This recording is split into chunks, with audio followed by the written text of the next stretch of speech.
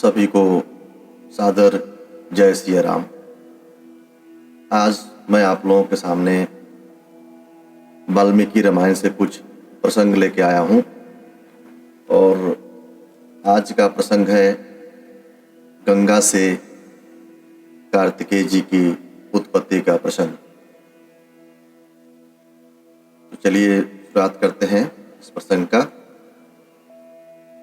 कि जब महादेव जी तपस्या कर रहे थे उस समय इंद्र और अग्नि आदि संपूर्ण देवता अपने लिए सेनापति की इच्छा लेकर ब्रह्मा जी के पास पहुंचे।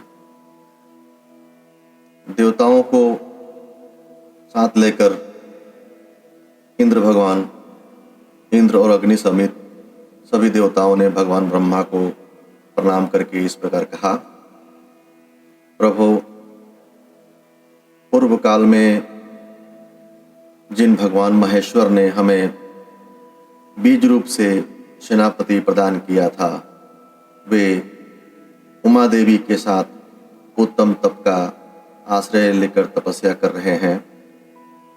विधि विधान के ज्ञाता पितामह, अब लोकहित के लिए जो कर्तव्य प्राप्त हो उसको पूर्ण कीजिए, क्योंकि आप ही हमारे परम आश्रय हैं। देवताओं की यह बात सुनकर संपूर्ण लोगों के पितामह ब्रह्मा जी ने मधुर वचनों द्वारा उन्हें सांत्वना देते हुए कहा, देवताओं, गिरिराज कुमारी पार्वती जी ने जो शाप दिया है उसके अनुसार आप सभी देवताओं को अपनी पत्नियों के गर्भ से अब कोई संतान नहीं होगी। उमा देवी की वाणी अमोघ है, अतः वह सत्य होकर ही रहेगी, इसमें संशय नहीं है। ये है उमा की बड़ी बहन आकाशगंगा, जिनके गर्भ में शंकर जी के उस तेज को स्थापित करके अग्निदेव एक ऐसे पुत्र को जन्म देंगे जो देवताओं के शत्रुओं का दमन करने में समर्थ सेनापति होंगे।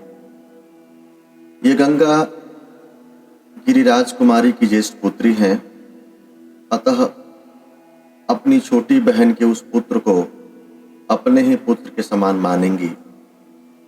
उमा को भी यह बहुत प्रिय लगेगा, इसमें संशय नहीं है। ब्रह्मा जी का यह वचन सुनकर जब सब देवता कृत हो गए, उन्होंने ब्रह्मा जी को प्रणाम करके उनका पूजन किया। विविध धातुओं से अलंकृत उत्तम कैलाश पर्वत पर जाकर उन संपूर्ण देवताओं ने अग्निदेव को पुत्र उत्पन्न करने के लिए कार्य में नियुक्त किया। वे बोले, देव हुताशन, यह देवताओं का कार्य है, इसे सिद्ध कीजिए।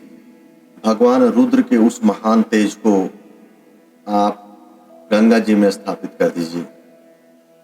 तब देवताओं से बहुत अच्छा कहकर अग्निदेव गंगा जी के निकट आए और बोले, हे देवी, आप इस गर्भ को धारण करें, यह देवताओं का प्रिय कार्य है। अग्निदेव की यह बात सुनकर गंगा जी ने दिव्य रूप धारण किया। उनकी यह महिमा, यह रूप वैभव देखकर अग्निदेव ने उस रुद्र तेज को उनके सब ओर बिखेर दिया। अग्निदेव ने जब गंगा देवी को सब ओर से उस रुद्र तेज द्वारा अभिषेक कर दिया, तब गंगा जी ने सारे स्रोत उससे परिपूर्ण हो गए। तब गंगा ने समस्त देवताओं के अग्रगामी अग्निदेव से इस प्रकार कहा, हे देव, आपके द्वारा स्थापित किए गए इस बढ़े हुए तेज को धारण करने में मैं असमर्थ हूँ। इसकी आँच से जल रही हूँ और मेरी चेतना व्यथित हो गई है। तब संपूर्ण देवताओं के हविष्य को भोग लगाने वाले अग्निदेव ने गंगा देवी से कहा, हे देवी, हिमालय पर्वत के पार्श्व भाग में इस गर्भ को स्थापित कर दीजिए। निष्पाप रघुनंदन अग्नि की यह बात सुनकर महातेजस्विनी गंगा ने उस अत्यंत प्रकाशमान गर्भ को अपने स्रोतों से निकालकर यथोचित स्थान में रख दिया।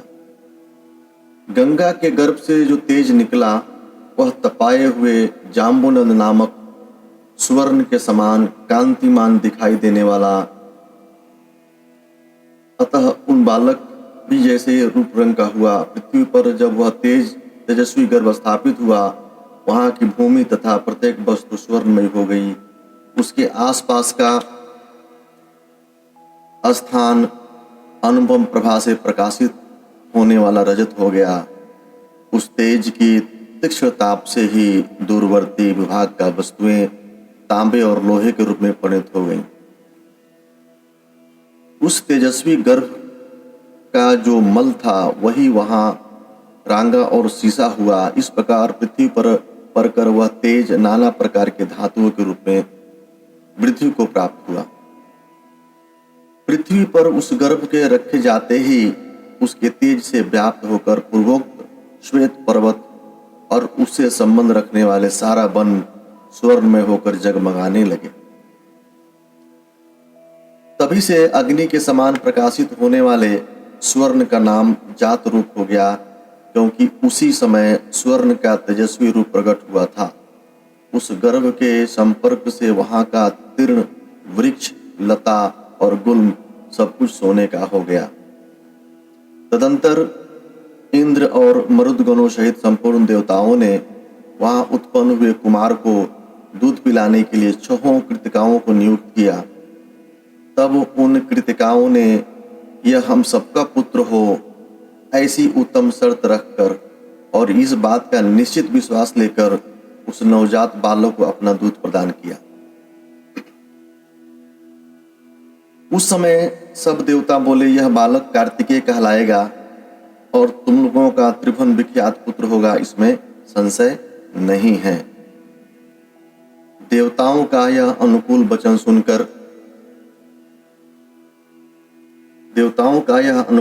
सुनकर शिव और पार्वती से स्कंदित तथा गंगा द्वारा गर्भस्राव होने पर प्रकट हुए अग्नि के समान उत्तम प्रभा से प्रकाशित होने वाले उस बालक को कृतिकाओं ने नहलाया।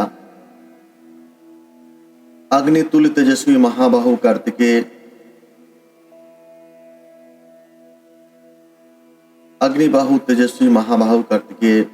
गर्भस्राव काल में स्कंदित हुए थे, इसलिए देवताओं ने उन्हें स्कंद कहकर पुकारा। तदंतर कृतिकाओं के स्तनों में परम उत्तम दूध प्रकट हुआ। उस समय स्कंद ने अपने 6 मुख प्रकट करके उन 6 का एक ही साथ स्तनपान किया।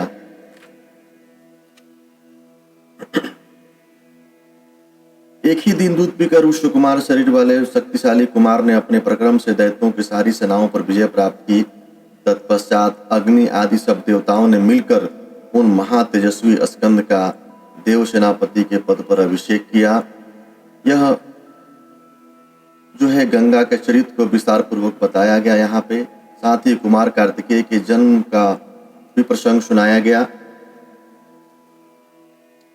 जो श्रोता को धन्य एवं पुण्यात्मा बनाने वाला है। तो ये था गंगा से कार्तिकेय जी की उत्पन्न की कहानी, जो ये वाल्मीकि रामायण से ली गई है। आशा करता हूँ आप लोगों को यह कथा पसंद आई होगी। जय श्री राम।